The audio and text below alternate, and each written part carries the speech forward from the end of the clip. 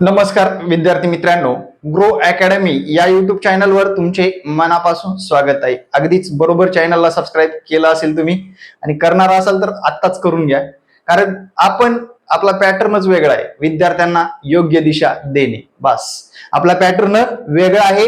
विद्यार्थ्यांना योग्य दिशा देणे, कारण आपण विद्यार्थ्यांच्या भल्यासाठी शिक्षक म्हणून काम करतोय. बरोबर, म्हणजे विद्यार्थ्यांना कायमस्वरूपी मोटिवेट करणे, विद्यार्थ्यांना परीक्षामध्ये अंधारात न ठेवता विद्यार्थ्याला अगोदरच त्याला एक दिशा देण्यासाठी, अभ्यासाला दिशा देण्यासाठी मदत करणे. आजच्या या व्हिडिओमध्ये विद्यार्थी मित्रांनो, माझ्याकडे 2 पेपर आहेत जे की 2021 मध्ये झालेले आहेत. आता मित्रांनो, या व्हिडिओमध्ये मी डिटेलमध्ये डिस्कस करणार आहे की बाबा सिलेबस कसा असतो, टीईटी परीक्षेचा सिलेबस कसा असतो, प्रश्न पातळी कशी असते आणि त्या प्रश्नावर सोल्युशन काय असतं. सर्व 5 म्हणजे पहिल्या पेपरचे 5 सब्जेक्ट आहेत. त्या 5 सब्जेक्ट मध्ये टॉपिक कोणते विचारले होते, एकदम विश्लेषण सहित. मित्रांनो, आता त्या पलीकडे जाऊन तुम्ही सुद्धा तेच करायचे. लक्षात घ्या, आता तुम्हाला जर लक्षात घ्या मित्रांनो, टीईटी परीक्षा क्रॅक करायची किंवा टेट एक्झाम द्यायचे म्हटल्यानंतर तुम्हाला सर्वात प्रथम प्रश्न पडतो की या परीक्षेचा सिलेबस कसा आहे. सिलेबस कसा आहे, युपीएससी लेवलचा आहे का, एमपीसी लेवलचा आहे का, पॅटर्न नुसार आहे, कुठला नवीन पॅटर्न आलेला आहे का, आगामी काळात येईल का, हे सर्व जर बघितलं. आता याच्यामध्ये तुम्ही पाहू शकता मित्रांनो, इथे तुम्हाला हा जो काही ऑफिशियली पेपर आहे, सील पॅक आहे, म्हणजे पूर्णपणे हा पेपर म्हणजे प्रत्यक्ष विद्यार्थी जाऊन सोडवून आलेला पेपर आहे. लक्षात घ्या, मग याच्यामध्ये असे 5 सब्जेक्ट आहेत. फर्स्ट पेपर आहे. फर्स्ट पेपर डीएड वाले कंपल्सरी द्यावीच लागते. टीईटी एक्झाम झाल्याशिवाय आपल्याला टेट एक्झाम देताच येत नाही. मग हा जो काही फर्स्ट पेपर आहे आपला, हा फर्स्ट पेपर तुम्हाला मराठी व्याकरण 30 गुण, म्हणजे आपलं पॅटर्न ठरलेलं आहे. प्रत्येक विषय 30 गुणाला 5 विषयाचे 150 गुण. आता मित्रांनो, 150 गुण विचारले, पण मराठीवर आपल्याला काय विचारलं, पहिलाच क्वेश्चन विचारला मित्रांनो 1 ते 4 पर्यंतचा. त्यांनी एक दिलेला आहे अभंग. काय विचारलाय, अभंग विचारलाय, आणि अभंगावर दुसरे 4 प्रश्न त्यांनी विचारलेले आहे. दुसरा प्रश्न एका व्यक्तीचं टोपण नाव विचारलंय. तिसरा विराम चिन्ह विचारलेलं आहे. चौथा प्रश्न विद्यार्थी मित्रांनो, तर चौथा प्रश्न हा केस स्टडीचा आहे. थोडक्यात म्हणजे धाकट्या भावाला राज्यस्तरीय निबंध स्पर्धेमध्ये पारितोषिक मिळाले, त्याला लिहिलेले पत्र कोणत्या प्रकारचे आहे, म्हणजे त्याला आपण पत्र लिहितोय, पत्र लेखनावरला प्रश्न आहे, म्हणजे अभिनंदन पत्र आपण लिहित असतो. कोणत्या प्रश्नाचे लगेच उत्तर देणारा शब्द समूह ओळखा, म्हणजे शब्दसंग्रहावर प्रश्न विचारलाय. लेखक भालचंद्र नेमाडे यांना म्हणजे पुरस्कार विचारला होता, ज्ञानपीठ पुरस्कार कधी मिळाला. पंजाब मधील म्हणजे मराठी साहित्य संमेलनावरील प्रश्न विचारला होता. त्यानंतर लिंग शब्दाच्या जातीवरील प्रश्न विचारला होता.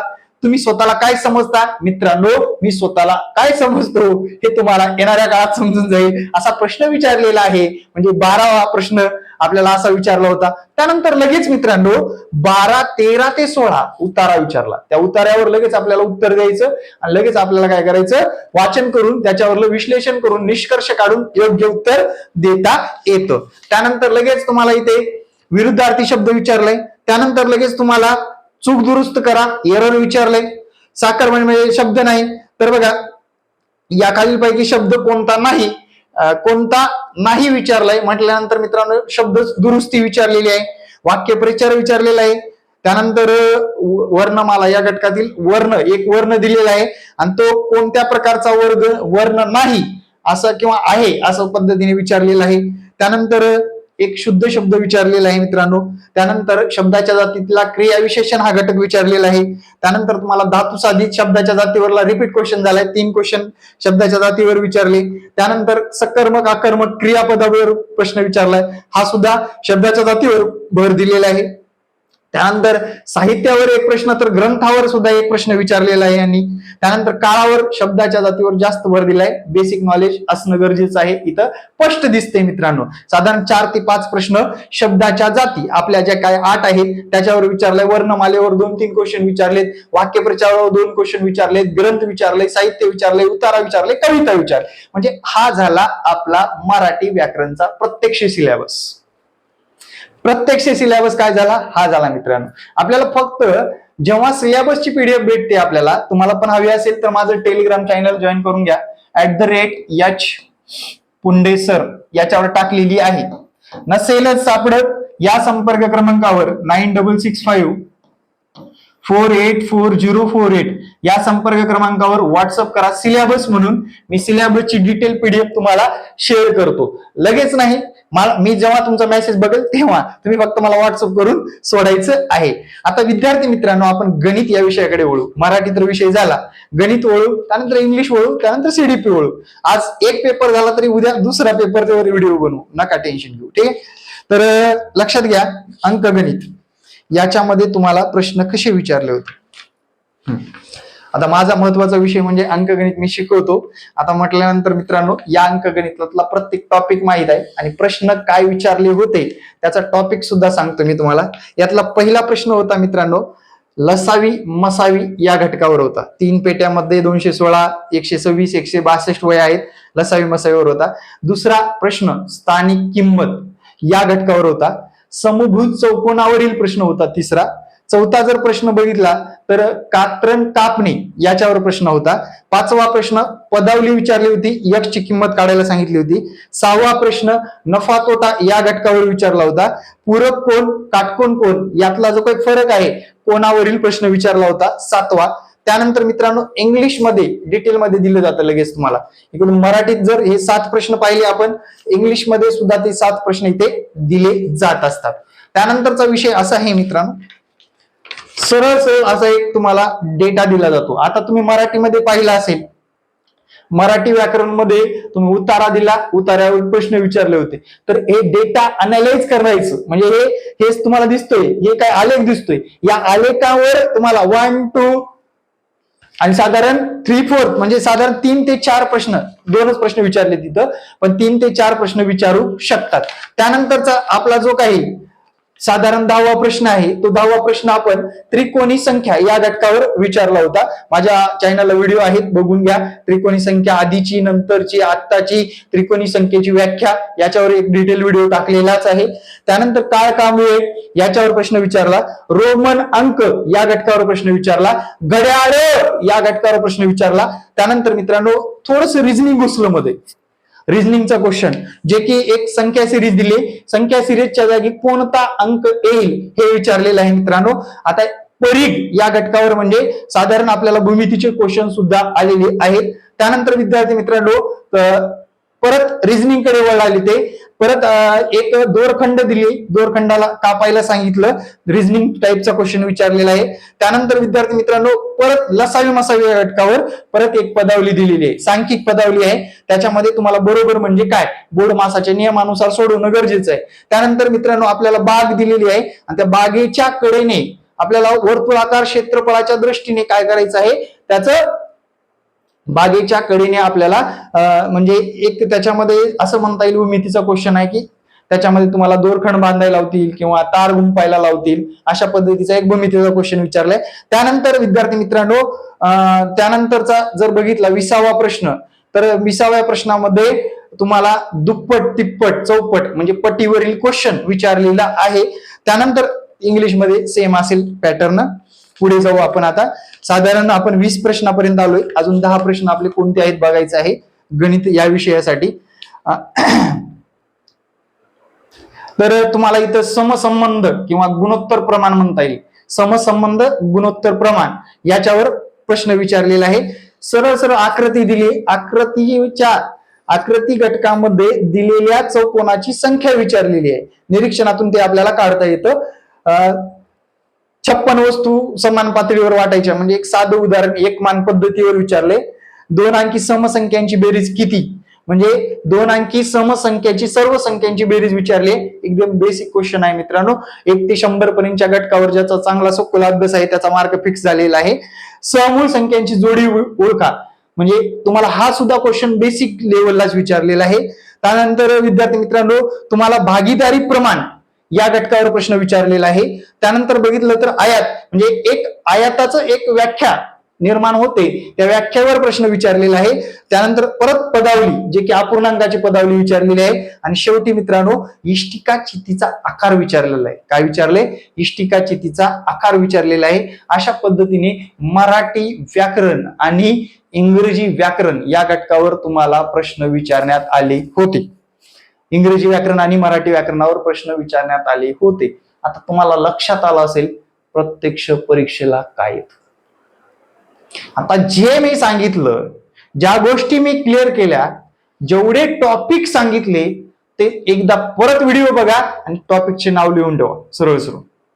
किंवा बाजारात जा, प्रश्नपत्रिका संच आणा ज्याच्यामध्ये 2021 चा प्रश्नसंच असावा. कशाचा असावा? 2021 चा प्रश्नसंच असावा. त्यातून बाकीच्या विषयाची सुद्धा असं अनालाइज करून तुम्हाला तो प्रश्नपत्रिका संच सोडवायचा आहे. हा झाला मित्रांनो पहिला पेपर. आणि या पहिल्या पेपरमध्ये आपण गणित या विषयाचं आणि मराठी या विषयाचं विश्लेषण केलेलं आहे. आगामी काळामध्ये अजून बनवू आपण व्हिडिओ, तुम्हाला बोर होणार नाही यासाठी 1-2 व्हिडिओमध्ये सर्व माहिती देईनच मी. आता याच्यामध्ये तुम्ही मॅथ सायन्सचा पेपर आहे माझ्याकडे. कोणता आहे? मॅथ सायन्सचा पेपर आहे. आणि या मॅथ सायन्स मध्ये जर बघितलं तर मित्रांनो लक्षात घ्या, सायन्सची जर पातळी बघितली, बघा लक्षात घ्या काय म्हणतोय मी, सायन्स या घटकाची पातळी बघितली तर सायन्स घटकामध्ये 8वी ते 10वी या वर्गातील विज्ञान विषयावर जास्त भर दिलेला आहे. ते विषय तुमचे चांगले करणं गरजेचं आहे, संयुक्तिक राहील असं मला वाटतं. आता विद्यार्थी मित्रांनो लक्षात घ्या, पुढे आपल्याला मॅथ सायन्स मध्ये कसे प्रश्न विचारले होते, मॅथ मध्ये विशेष करून प्रश्न कसे विचारले होते. सर्वात प्रथमच पहिलीच स्पर्शिकेवर प्रश्न विचारला होता. त्रिज्या काढायला म्हटलं होतं, त्रिज्या काढायला आपल्याला सांगितलं होतं. केंद्रबिंदू पासून एखाद्या वर्तुळाच्या कडेला स्पर्श करणाऱ्या रेषेला त्रिज्या असे म्हणतात. आणि या आकृतीच्या माध्यमातून आपल्याला आकृतीचे निरीक्षण करून त्रिज्या शोधायची असते. दुसरा प्रश्न सरासरी या घटकावर विचारला होता. कुठं? हे इथे पाहू शकता, सरासरी या घटकावर विचारला होता. तिसरा प्रश्न नफा तोटा या घटकावर विचारला होता. चौथा प्रश्न तुम्हाला साधारणपणे काय म्हणता येईल, काळकाम वेगावर विचारला होता. पाचवा प्रश्न तुम्हाला वृत्तचिती या घटकावर विचारला होता, भूमितीचा होता. 6वा क्वेश्चन पदावली विचारली होती, XY ची किंमत काढा असं म्हटलं होतं. 7वा क्वेश्चन मराठीमध्ये लगेच 6 क्वेश्चन झाले. 7व्या क्वेश्चन कडे आपण वळू. सेम मित्रांनो पहिल्या पेपरला जसा आलेख विचारला तसा सेकंड पेपरला सुद्धा आलेखच विचारला होता. म्हणजे आलेख करणं आपलं गरजेचं आहे. ज्यांचं मॅथ सायन्स पॅटर्न आहे त्यांनी आलेख करणं गरजेचं आहे. सोशल सायन्सला मॅथ नसतं, त्यामुळे त्यांनी निश्चित न राहता टेट एक्झामचं मॅथ करणं गरजेचं आहे. त्यानंतर मित्रांनो त्रिकोण काढता येईल, म्हणजे 12 नैक रेषेमधून त्रिकोण किती काढता येतील या घटकावर, म्हणजे बेसिक भूमितीय घटकाचा प्रश्न होता, जे की तुम्हाला 8वी 9वी 10वी पुस्तकामध्ये भूमितीच्या भेटून जाईल. त्यानंतर विचारलं होतं लसावी मसावी या घटकावर. पुन्हा नंतर नळ टाकी या घटकावर प्रश्न विचारला. त्यानंतर त्रिकोणी संख्या परत विचारलं, थोडंसं हार्डनेस जास्त होते याच्यामध्ये त्रिकोणी संख्येच्या बाबतीत. त्यानंतर तुम्हाला संख्याची ओळख, परिमेय आहे का, अपरिमेय संख्या, वास्तव संख्या किंवा नैसर्गिक संख्या अशा ऑप्शन देऊन एक प्रश्न विचारला होता. परत तुम्हाला XY ची किंमत दिली होती आणि XY ची किंमत देऊन तेथे काय केलं होतं, XY ची किंमत देऊन विद्यार्थी मित्रांनो तिथे आपल्याला X आणि Y ची किंमत काढायला सांगितली होती, त्याला सरळ रूप द्यायला सांगितलं होतं. त्यानंतर मित्रांनो त्यानंतरचा साधारण मला वाटतं 15वा क्वेश्चन वयवारी या घटकावर विचारला होता. त्यानंतर सभागृहातील खुर्च्या, म्हणजे लसावी मसावी परत रिपीट झाला. परत आकृती दिली होती, त्या आकृतीतलं विशिष्ट ठिकाणचं क्षेत्रफळ काढायला सांगितलं होतं. विशिष्ट ठिकाणचं क्षेत्रफळ काढायला सांगितलं होतं.